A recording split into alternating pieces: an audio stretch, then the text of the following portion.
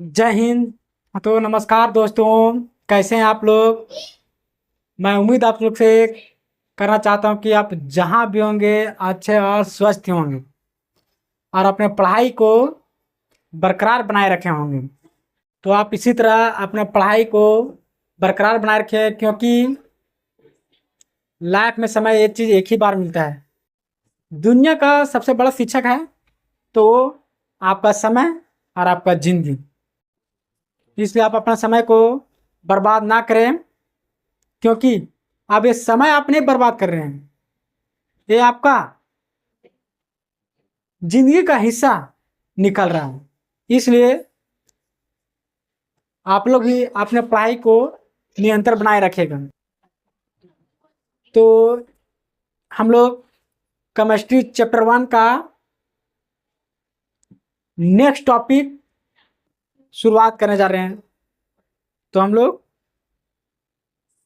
ध्यान से समझेंगे और इसके बारे में जानेंगे।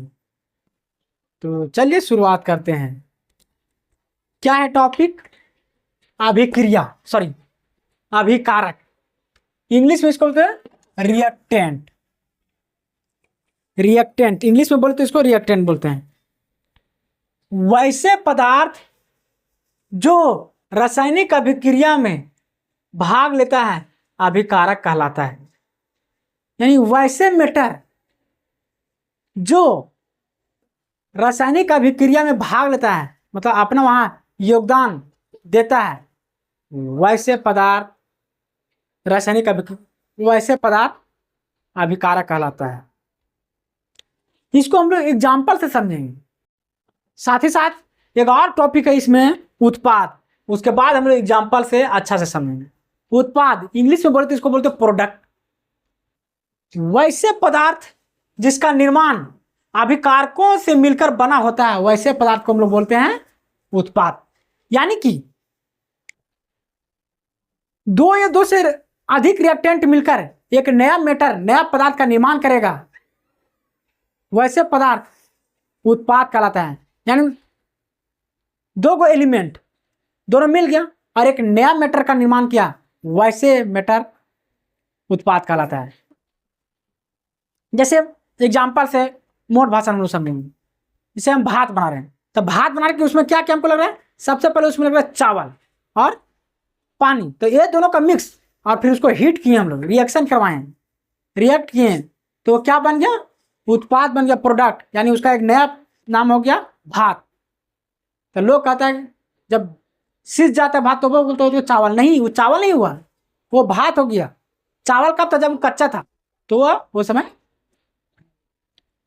चावल कहलाता था। और जब वो रिएक्ट कर गया, रिएक्शन कर गया, पानी और भात दोनों मिक्स हो गया हीट करने के बाद, तब वो चावल नहीं कहलाएगा, वो भात कहलाएगा। अब हम लोग इसका एग्जाम्पल से समझेंगे। एग्जाम्पल क्या है? जैसे देखिए, दो को प्रोडक्ट लिए हैं, दो को एलिमेंट है, दो एलिमेंट का, एक मैग्नीशियम का और एक ऑक्सीजन का। ये दोनों को जब मिलाएं यानी रिएक्ट किए, रिएक्शन करवाएं, तो एक नया पदार्थ का निर्माण हुआ। और वो पदार्थ क्या है? MgO, magnesium oxide. इसको एक वर्ड में बोलते हैं मैग्नीशियम ऑक्साइड। यानी पे यहाँ पे मैग्नीशियम और ऑक्सीजन दोनों को मिक्स किए, दोनों का मिक्सर क्या कहलाया? Magnesium oxide. तो इसको बोलेंगे जो मैग्नीशियम ऑक्साइड जो ये बन के आया, ये उत्पाद कहलाएगा। और ये दोनों जो है, दोनों क्या कहलाए? अभिकारक। अकेले में सिंगल में इसको बोले तो ये अभिकारक कहलाएगा। इसको बोलेंगे ऑक्सीजन को, देख क्या कहलाएगा? अभिकारक। और जब दोनों मिक्स हो जाएगा, उत्पाद कहलाएगा। एक बार हम लोग फटाफट रिवीजन करेंगे। क्या है अभिकारक? इंग्लिश में क्या बोलते हैं? रिएक्टेंट। वैसे पदार्थ जो रासायनिक अभिक्रिया में भाग लेता है। देखिए, ये रासायनिक अभिक्रिया में भाग ले रहा है। इस दोनों को जब हम रिएक्शन करवाएं तो ये भाग ले रहा है, इसका यहाँ भागीदारी बन रहा है। यानी जैसे मान लिया हम मकान बना रहे हैं, तो इसमें मकान बनाने में हमको क्या क्या लग रहा है? मकान बनाने में हमको हेल्पर का जरूरत पड़ रहा है, मिस्त्री का जरूरत पड़ रहा है, उसका योगदान यहाँ लग रहा है ना। उसी तरह ये प्रोडक्ट बनाने में इसमें किसका मिक्सर है? तो मैग्नीशियम का भी आ रहा है और ऑक्सीजन का भी आ रहा है। ये दोनों एलिमेंट का सहयोगी मिल रहा है, तो नया प्रोडक्ट निर्माण रहा है, उत्पाद कहलाता है। नेक्स्ट हम समझे वैसे पदार्थ जिनका निर्माण अभिकारकों से मिलकर बना होता है उत्पाद कहलाता है। यानी कि ये मकान बनने में क्या क्या लगा, ये मकान का क्या है, उत्पाद हो गया। और इसमें बनाने में क्या किसका किसका योगदान रहा, किसका क्या सहयोग रहा, मिस्त्री का रहा, हेल्पर का रहा, ये सबका योगदान ज्यादा रहा है, तब कहीं ये इतना बड़ा बिल्डिंग मकान बनकर तैयार हुआ।